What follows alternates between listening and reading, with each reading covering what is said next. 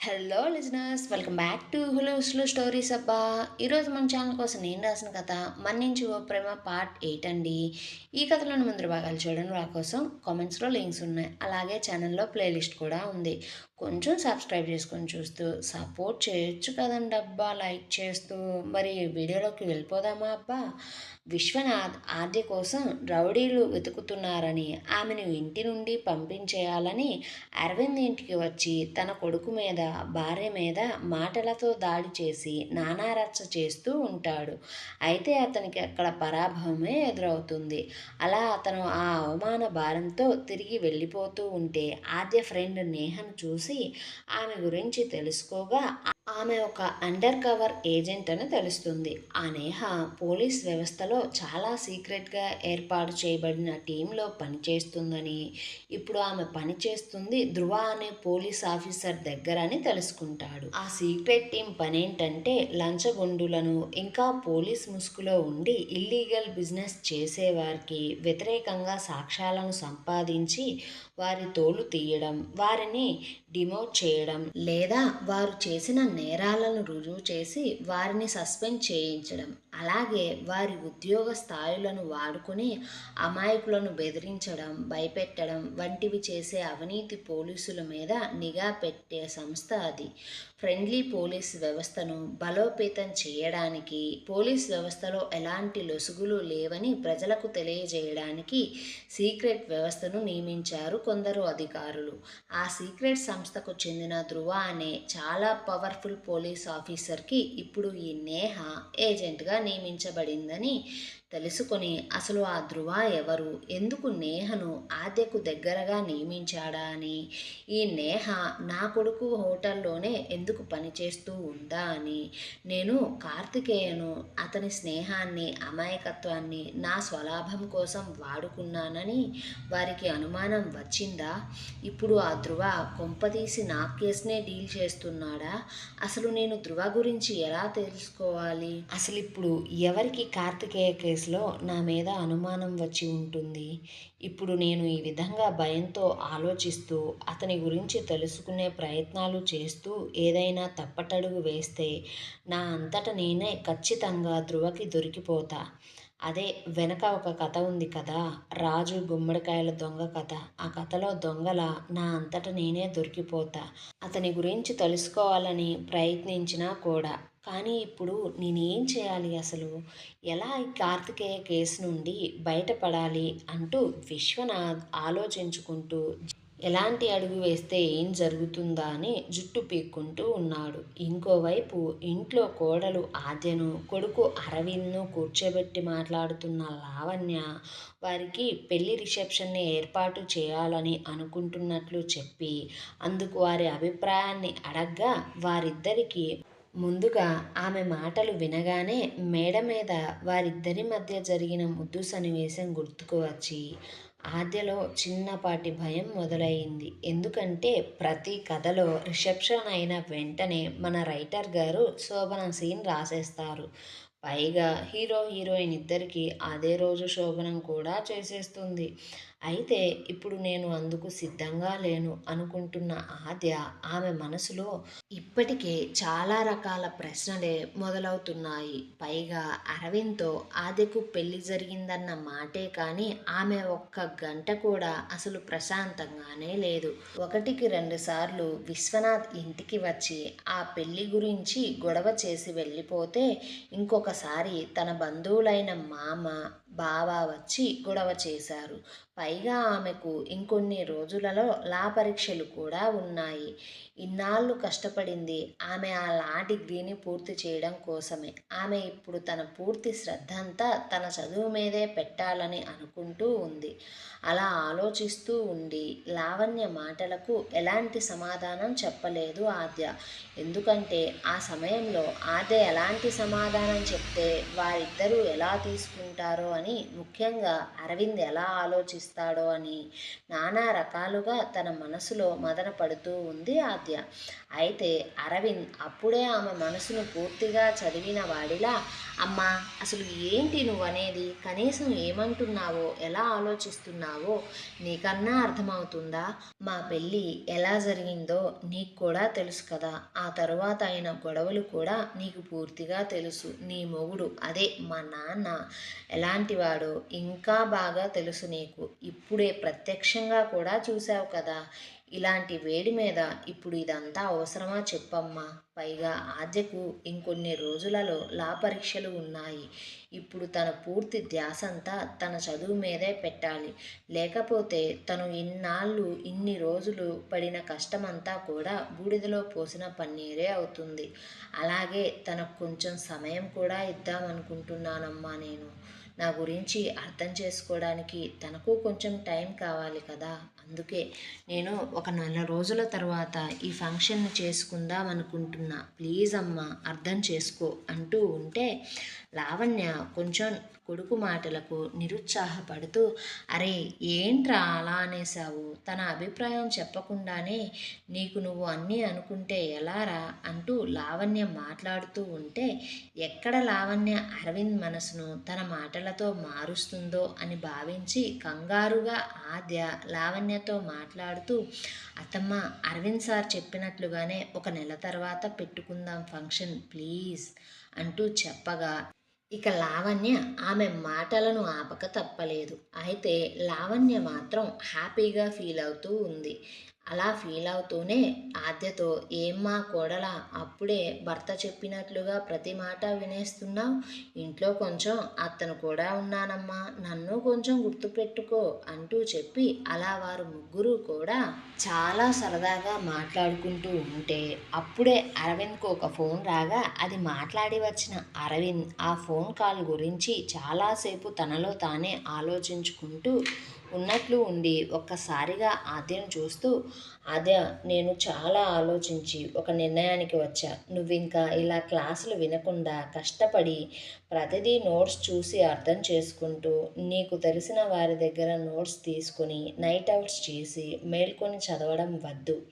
రేపటి నుంచి ఇక నువ్వు కాలేజ్కి వెళ్ళి చదువుకో. నీకు ఏమీ కాకుండా, ఎవ్వరూ కూడా నిన్ను ఎలాంటి హాని చేయకుండా నేను చూసుకుంటా. అందుకు తగ్గ ఏర్పాట్లను నేను చేస్తా అంటూ చెప్పగా, ఆద్యకు అరవింద్ మాటలు చాలా బాగా నచ్చాయి. తను కూడా అతనితో అదే విషయం చెప్పాలని, తను చదువుకోవడానికి అరవింద్ను కొంచెం సాయం చేయమని అడుగుదామని అనుకుంది. కానీ ఆ విషయం అరవింద్ ఆమెతో తనకన్నా ముందే చెప్పడంతో ఆమె మనసులో అతని మీద ప్రతి నిమిషం మంచి అభిప్రాయం ఏర్పడుతూ ఉంది, ప్రతి పనిలో కూడా. పైగా అంతకు ముందే ఫంక్షన్ని కూడా తనంతట తానే ఆపడం, ఇలా ప్రతి విషయం ఆలోచిస్తూ అతనికి చాలా ఎక్కువగా ఇంప్రెస్ అయిపోతూ ఉంది ఆద్య మనసులోనే. అయితే అరవింద్ మనసులో మాత్రం ఆమెను బయటికి పంపడంలో, ముఖ్యంగా ఆ కాలేజ్కి పంపించడంలో అతనికంటూ ఒక పోలీస్ ప్లాన్ ఉంది. ఇలా వీరు ఒకరి గురించి ఒకరు తెలుసుకుంటూ అభిప్రాయాలు పంచుకుంటూ ఉన్న సందర్భంలో మరొక చోట ఆద్య మామ ఇంకా బావ ఆద్యను తన పుట్టింటికి రాను అనే అవకాశం లేని ప్లాన్ని వేసి ఆమెను ఇంటికి రప్పించడం కోసం ఏర్పాట్లను చేస్తూ దాని గురించి విశ్వనాథ్కు కూడా చెప్పి ఆ ప్లాన్ అమలు ఎలా చేయాలో అని, తనను ఎలా ఒప్పించాలో అని ఆలోచిస్తూ అదే విషయాన్ని ఆద్య మేనత్త అయిన కాదాంబరికి కూడా చెప్పగా ఆమె కూడా ఆ ప్లాన్కి సరే అని, ఆ ప్లాను ఆద్య దగ్గర ఆమె అమలు చేయడానికి ఈసారి తనంతట తానే ఆద్య ఉంటున్న ఇంటికి వెళ్తాను అంటూ చెప్పడంతో అందుకు కాదాంబరి భర్త అయిన ఓబుల్, కొడుకు అయిన శర్వ కూడా ఆమె చెప్పిన దానికి సరే అంటూ ఒప్పుకున్నారు.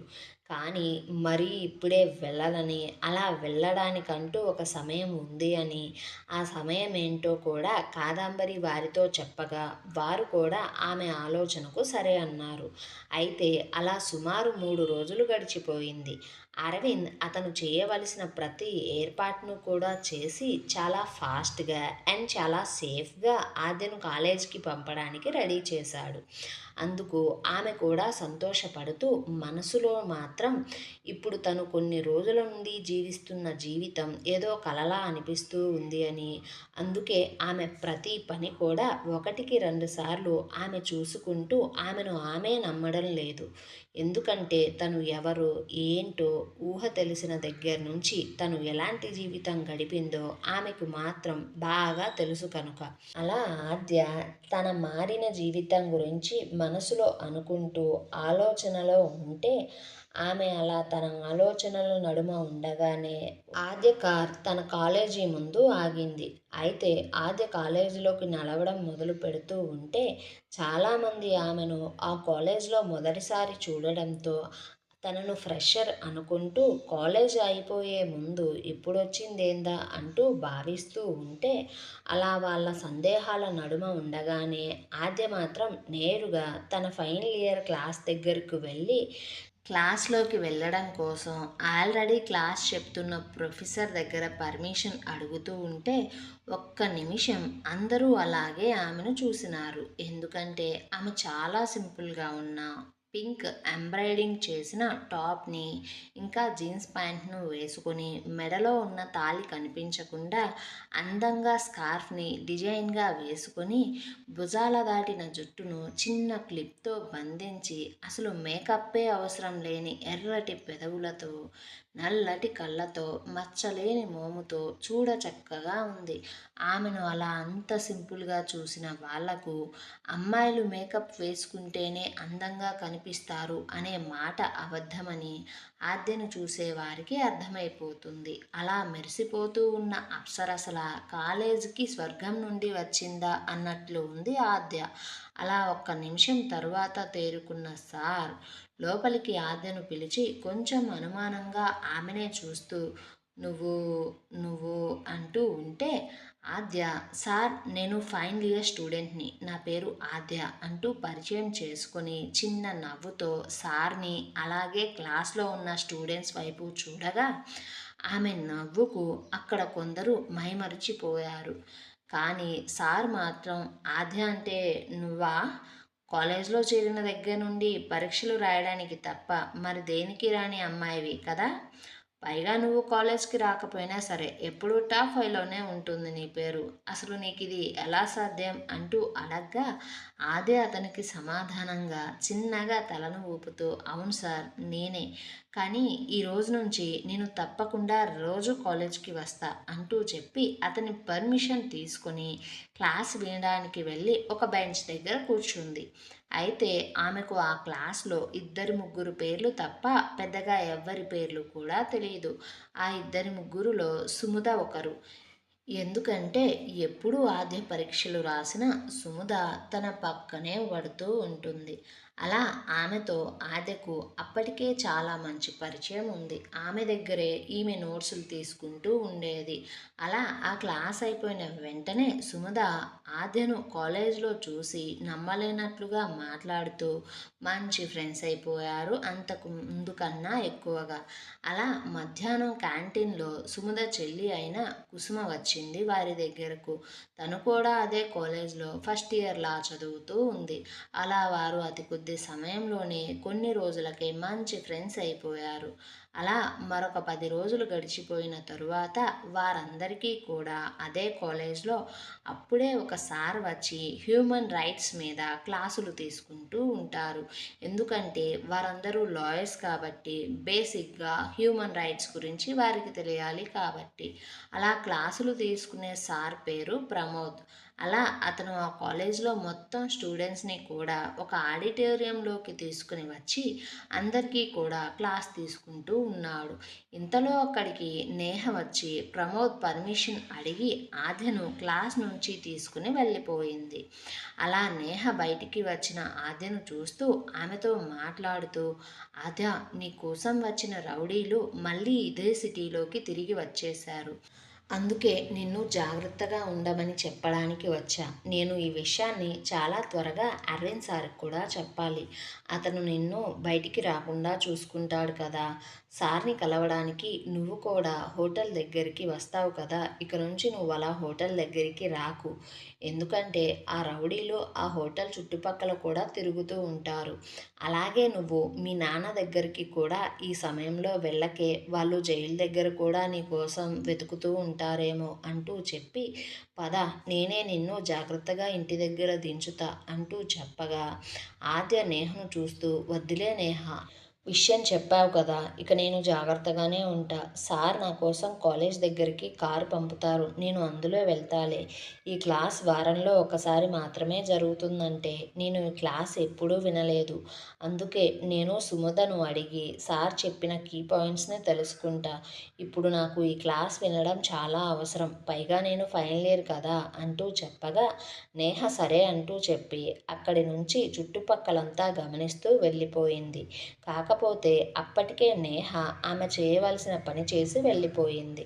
అయితే క్లాస్ అవ్వగానే ప్రమోద్ సార్ క్లాస్ నుంచి వెళ్ళిపోతూ ఉండగా అతన్ని కలిసిన ఆద్య, సారీ సార్ అలా మధ్యలోనే వచ్చేసినందుకు అంటూ తనకు అపాలజీ చెప్పగా, అతను కూడా చిన్న నవ్వుతో, పర్లేదు, నువ్వు ఆద్య ఫైనల్ ఇయర్ స్టూడెంట్వి కదా, నువ్వెప్పుడు క్లాస్ టాపర్స్లోనే ఉంటావు, నేనెప్పుడు నిన్ను చూడలే, నువ్వు క్లాసులకు రాకుండా ఇలా క్లాస్ ఫస్ట్ రావడం ఎలా కుదురుతుంది, నువ్వేమన్నా ఎగ్జామ్స్ చీటింగ్ చేస్తున్నావా అంటూ ఎలాంటి మొహమాటం లేకుండా ప్రమోద్ ఆద్యను అడిగేసరికి ఆద్య అందరి ముందు కొంచెం ఇబ్బందిగా, అలాంటిదేమీ లేదు సార్ అంటూ చెబుతూ ఉంటే, ఇంతలో సుముద అక్కడికి వచ్చి, సార్ తనకు నేను నోట్స్ ఇస్తూ ఉంటా, ఎప్పుడైనా నాకు ఎగ్జామ్స్లో హెల్ప్ చేస్తూ ఉంటుందని, నా నోట్స్ ద్వారా ఆమె ఏం చెప్పినా సరే అర్థం చేసుకొని చదువుకొని ఎగ్జామ్స్ రాస్తూ ఉంటుంది అంటూ చెప్పగా, ప్రమోద్ ఓకే అంటూ చెప్పగా, ఆద్య